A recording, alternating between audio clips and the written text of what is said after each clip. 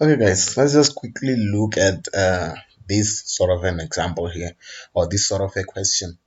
So, the question is that you need to analyze a transaction on the accounting equation. And okay, we check here. This is basically where your drop down menu was, your drop down menu, and then you've got a list of options. So, the end of the day, some will work somewhere and then they won't work somewhere. Okay, we start with this. Okay, we do the transaction services rendered for cash 2500. Select 0 if there is no entry or effect. Let me just start by saying, guys, there's always going to be an entry. There is always going to be an entry. The entry, we're speaking about the accounts. Where is the entry going to be? Which account are we going to debit? Which one are we going to credit? I spoke about the accounting principle, which says debit is always equals to credit. There's always going to be an entry. There's going to be an account debited and there's going to be an account credited.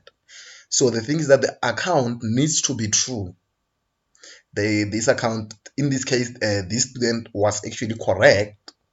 It must be an account, people. I'm gonna look at another with the same student. I think above this here, 40,000 is not an account. 0. I said there's always going to be an entry. Always, there's going to be an account debited, there's going to be an account credited with each and every transaction. So it will be a name of an account. Like I said in previous videos, on page 50, there's a list of accounts which you have to go and say, okay, which ones of these? Like we read a transaction. The owner contributed his personal allowance valued at 40,000 to the business. Okay, so we then go and say transactions and effect. Like let's say, yeah, transaction and their entry, transaction and their effect. So I don't know where. Let me just get the book. Where's the book? Where's the book? Okay, I seem to have misplaced the book. Okay, I'll get it somewhere. But then I'm not sure about the page number. Okay, where it talks about transactions. Can it be 17? No, 17 is the accounting cycle.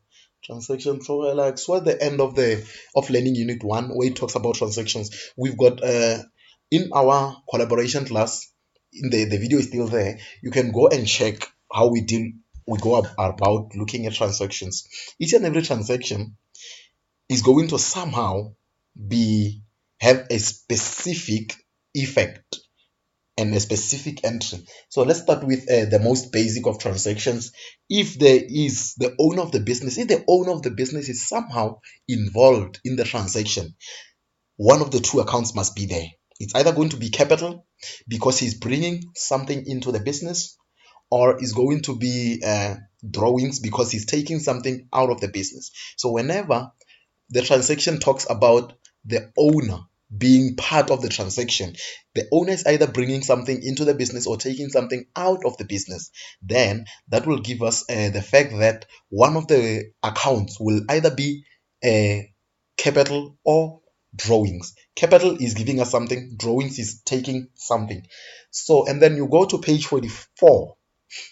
Capital is a source of funds. On page 44, the schematic, I think at the top of the page there, it tells you that capital is a source of fund. Source of funds account increase. Capital will forever be increasing. Every time capital is decreasing, ask yourself what you're doing. So capital will forever be increasing.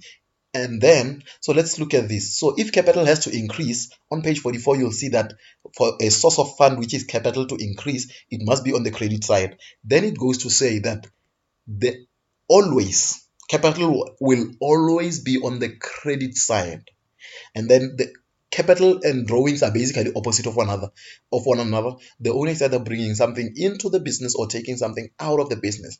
Then we come here and say that drawings will always be debited. So there, like guys, I mean, it's the most basic of principles. Let's look at this. The owner is involved in the transaction. It means that one of the accounts will be capital or drawings. How do we determine that? If the owner is bringing something into the business, it's capital, which must always be on the credit side, meaning that the other account will be on the debit side. So in this case, the owner was contributing something, so capital would be here, and whatever he was contributing was a lounge suit valued at 40,000. Lounge suit. They did not specify exactly what in what category this lounge suit is going to be. Is it equipment or is it uh, furniture? So, but then, as long as you know that the lounge suit is not something that he's bringing in to the business for us to sell, then it becomes what we call an asset, a non-current asset actually. So as long as you go and you debit an asset in one way or another, at the end of the day, as long as you're not debiting an expense, we cannot debit a liability. He's not giving us a loan, and then we cannot debit an expense. We cannot debit an expense. He's not like, this is basically not a decrease in resources. An expense, if you go to the definition of an expense, it'll tell you that an expense is a decrease in resources. So, and then he is giving us an asset, something that we're going to use within the business to make more money. As long as you can debit an asset, I think I will be able to award you the mark. I should be able to award you the mark. So there, and then that would be the entry. We debited an asset. Let's say in this case it was furniture, and then we credited capital. And then we go on and say that now the effect on the accounting equation. Go and check what you did with your accounts, guys. So the account here, we said is capital. You ask yourself, in what or in which element, asset, equity, or liability, is this capital? Is this furniture? We debited furniture. Yeah, I hope I said that. I hope I didn't say capital. We debited furniture. You go and ask yourself, in which category is furniture? Go on page 40, on page 50, they will tell you that furniture is a non-current asset. So furniture is asset. You debited an asset. You go to page 44, they tell you that if an asset is increasing, we are receiving this lounge suit. On top of the lounge suit that we already have, on top of the furniture that we already have, we are receiving another one, meaning that is increasing. We then go and say that an asset is increasing, we debited it. Then we go and say that under assets, we are going to have plus 40,000. Whatever furniture we had is somehow increasing by 40,000. Just because we debited furniture here, we go under assets and say plus 40,000. That is the effect of debiting furniture. Is the effect of this entry. Now we go here and we say we credited capital. We ask yourself, go on page 50, in which element, assets, equity, or liabilities, in which element is capital? You go on page 50, you'll see that capital is under equity, and capital is positive. Capital actually increases the equity. Equity refers to the residual, basically the resources that belong to the owner within this business. So this equity is somehow increasing. If the owner is bringing something into the business, it means that he is increasing his equity. You will see actually two things increase equity, which would be the capital that he brings, the actual resources that he brings, and the income that we make. So you go on page 50, you will see that we've got four elements. We've got four, let's say, categories. I think, four categories within equity, which will be capital, drawings, income, and expenses. So within equity, we've got capital minus drawings plus income minus expenses. Capital is positive, income is positive, meaning that they increase equity. Drawings is negative and expenses is negative, meaning that they decrease equity. So capital increases equity. You go on page 44, they say that if you want to increase capital, it must be on the credit side. So we were increasing, when we credited capital, we were increasing it. We go here and we say plus 40,000. Now when they say select zero, if there is no effect, then this is the zero that we had to select.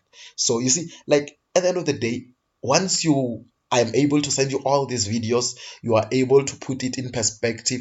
It will make much more sense. Accounting, guys, is a logical science. It's a science of deduction.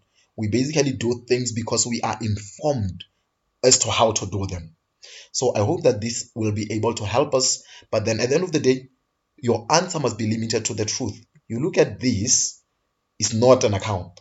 You look at this, it, okay, there's no such thing as being double wrong, but this is double wrong in this case because the first is zero.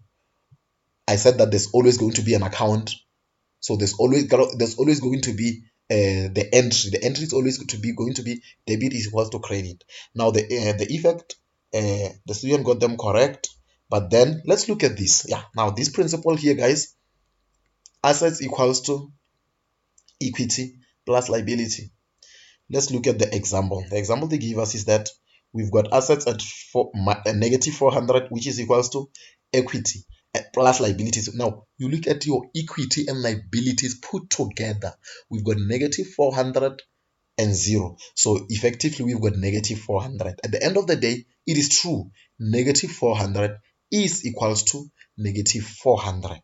That is what an equation actually does. Whatever A is made out of E plus L. So if we say that E plus L, let's say we take it for instance, E is at 500 and L is at 500.